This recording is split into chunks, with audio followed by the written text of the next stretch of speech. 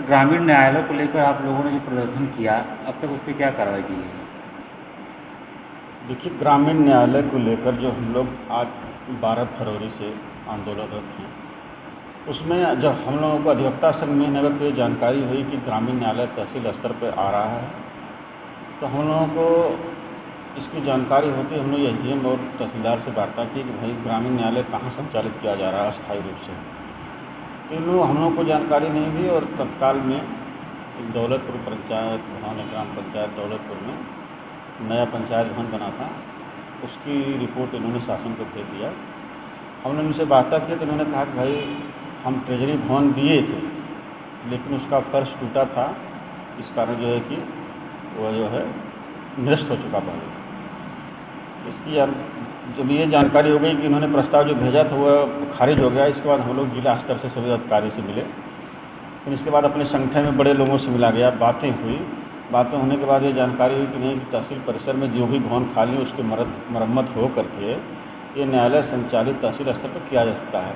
क्योंकि न्याय एक जगह से मिलेगा। जैसे अगर आदमी दूर से आता है, तहसील स्तर पे आता है, तहसील स्तर पे आने के बाद उसको अगर मुंसिपी का भी अगर उसके पास मुकदमा है, अगर उसका निस्तारण यहीं से हो जाता है तो वह बहुत खुश होकर जाएगा कि मेरा एक ही स्थान से दोनों काम हो गया।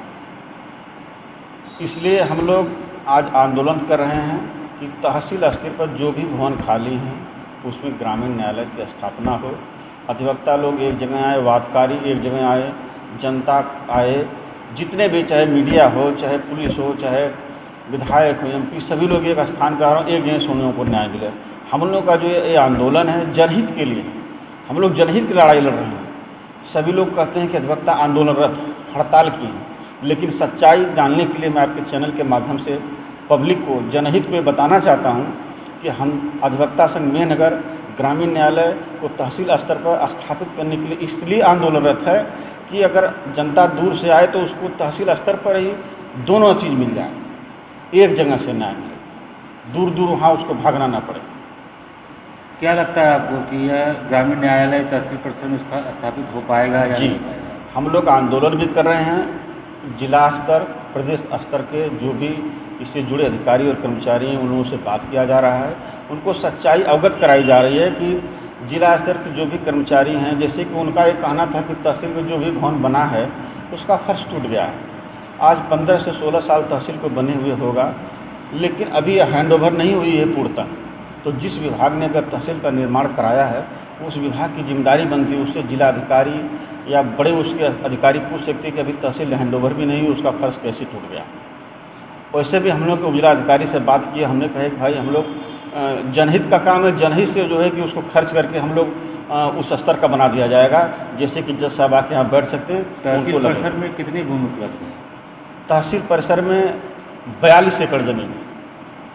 42 एकड़ ज़मीन है। इस तहसील परिसर में अगर भविष्य में जितने भी अगर कार्यालय चाहिए खोल लिया जाता है, लेकिन पूर्व में तहसील परिसर में 42 एकड़ ज़मीन होने के बाद भी तहसील यहाँ बनी। तहसील के अंदर रजिस्ट्री दफ्तर था, वह यहाँ से रातों रात रोहिणी चला गया।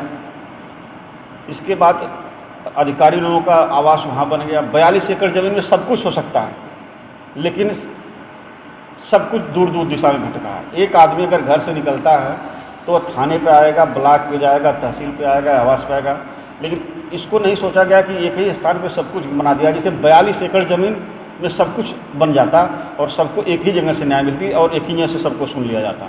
रजिस्ट्री ऑफिस के बारे में क्या कहना चाहेंगे? रजिस्ट्री ऑफिस के बारे में मेरा ये कहना है कि रजिस्ट्री ऑफिस पहले एक प्राइवेट रूम में चलता था। हम लोगों ने संघर्ष किया कि भाई तहसील में तमाम जगह खाली हुई है, आप लोग यहाँ पे आ जाइए।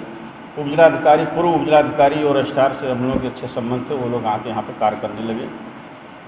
इसके बाद रजिस्ट्रार एक आए और वो रातों रात चोरी जो है कि वहाँ लेके चले गए गहुनी में।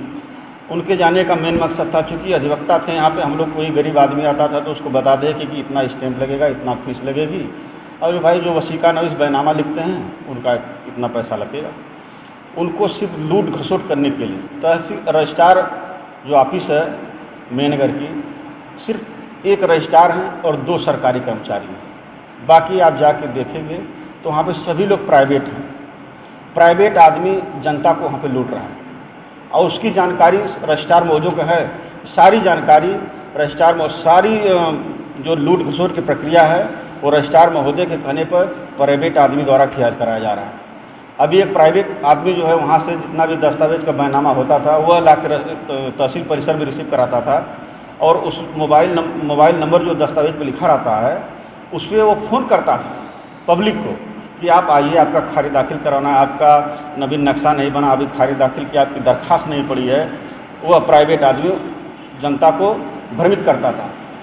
इसके बाद हमको अधिवक्ता संघ में नगर को जब ये जानकारी हुई, तहसीलदार ऑफिस में हम लोग जाके पेशकार से बात किए, ये किस पद पर हैं और यहाँ पे दस्तावेज लेके आते हैं और आपको रिसीव कराते हैं।